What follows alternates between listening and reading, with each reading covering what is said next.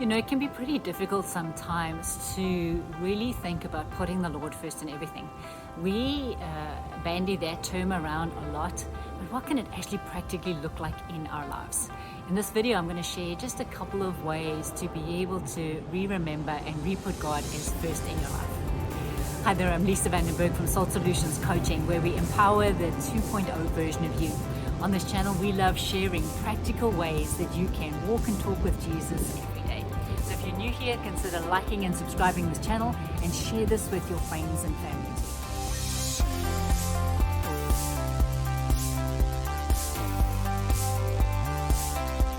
So we often hear the phrase, and read in the Bible, Lord, help me to put you first. Help me to have you as first place in my life. But there's a lot happening in our lives, right? There's stuff happening in every one of our circumstances each day that can be distractions, that can be so big in our thinking that they become first in our lives instead of God.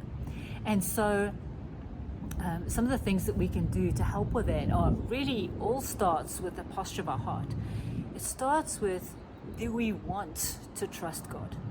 Proverbs 3, 5, and 6 was the verse that I got as my baptismal verse, and it's just such a key verse, and it's helped me for so many years. And of course, the beauty of the Bible is that it helps everyone. But it says, trust in the Lord with all your heart, and do not rely on your own insight and understanding. In all of your ways, acknowledge Him, and He will make your paths straight and plain. Think about that for the moment. It says, trust in the Lord with all of your heart. In an amplified version, it says, your heart, soul, mind, and strength. How is your heart trusting in God right now? Can you go to God and say, God, my heart's feeling sad about something, or Lord, my heart's feeling worried about something, Lord, or my heart's feeling happy about something. Talk to the Lord. I encourage you to talk to Him about how your heart is feeling. Be real. He can take anything you say, and He absolutely loves real, authentic, deep, honest conversations. How can you trust in Him with your mind, the way you think? Lord, I'm thinking this about this situation. Lord, I'm thinking this about this. How can you take that to Him and go, Lord, thank you that you've given me a magnificent mind to think with. What do you think about it? What does the mind of Christ in me think about this, right? With your heart, soul, with your soul.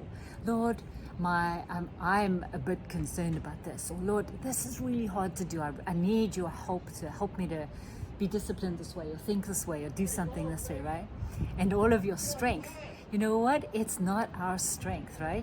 But God actually gives us the strength to be able to do things. And practically, that looks like, I sit here sometimes and I go, Lord, I just don't have the strength to be able to finish this project. Or Lord, I don't have the strength to be able to like this other person that's really hurting my heart, or to get through this tough situation. And I just ask Him for strength. I say, Lord, you told me that in Philippians 2:13 and Philippians 4:13 that I don't have to do this in my own strength, but I can do everything with your strength. So I just sit for a moment and I say, Lord, thank you. Thank you for your strength. Thank you for helping me to be able to walk through this. Thank you for helping me to be able to do this well, right? This is the beauty of being able to trust in the Lord. And this is what we take our clients through to, our coaching clients. So come across to soulsolutionscoaching.com and let's book a time to talk through how you can actually remember to put God first in your life. We have so many stories of how our clients have just got distracted, like we all do, right? And just a simple act of talking to a coach, putting some practical steps in your life, God comes back to His first place. So the second thing we can do is to be able to live from this posture of thankfulness, right? There is something that happens when, instead of bringing our complaints to God, instead of saying, God, this is wrong and this is happening, and God, I don't understand this, which is perfectly legitimate. He loves having those conversations with us. But when it's the bulk of our conversations, right, then it's not good for us. But when the bulk of our conversations is thanks to Him, just being able to start, and just start simple where you're at. If you've just woken up this morning, go, Lord, thank you that I woke up this morning. Thank you, Lord, that I had a pillow to sleep on. Thank you, Lord, that I have a roof over my head. Thank you, Lord, that I have something to eat today. Thank you, Lord, that I can talk. Thank you, Lord, that there's water to drink. Find the little things around you that you can be thankful for, and what you'll find is the more you start with those first few little thankful things, it just grows and grows and grows. Before you know it, you're thanking God for the day and your city and the sunshine and everything that's around you. It's the most beautiful way to come to God with this thankful heart, because when you do, it's saying, you are saying, God, you are first place. I'm going to thank you for everything that I do see, that I do experience, that I do have, for the love you have for me, rather than complaining about the things I don't have, right? And it absolutely causes everything else around us to completely disappear, and for us to remember that God is the one who is always for us, always with us, loving us, has his attention on us, thinking about us, turning all things together for good, because we love him and we're called according to his purpose. These are the ways that help us to put God first in our lives. And practically, if you're in business, that looks like taking your calendar perhaps at the beginning of the day and say, God, these are all the meetings that I'm having today. What do you have to say about them? What do you think about the people that will be there? What do you have to say about the presentation we're going to give? Or how do I help the meeting to run in a good way, with a good culture of honor in the meeting, Lord?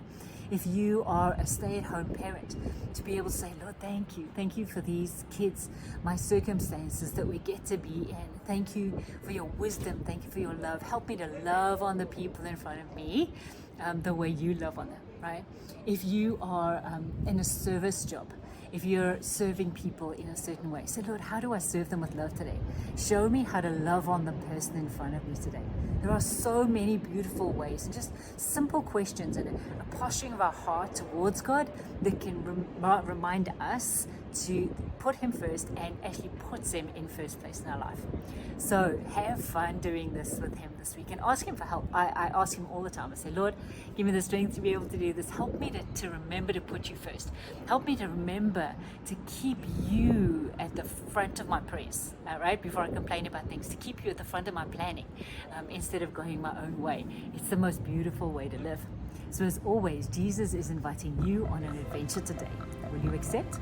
Come across and visit us at 𝐷𝐸𝐴𝐻𝐸𝐼𝐶.com and like and share this channel, and know that he loves you, know that he loves to be with you, he loves to do life with you, and we love to do so too. So like and share this video. Below you'll find some questions for your journaling time that really will help you to walk this out with the Lord. Bless you, bless you, bless you, and we'll see you next time.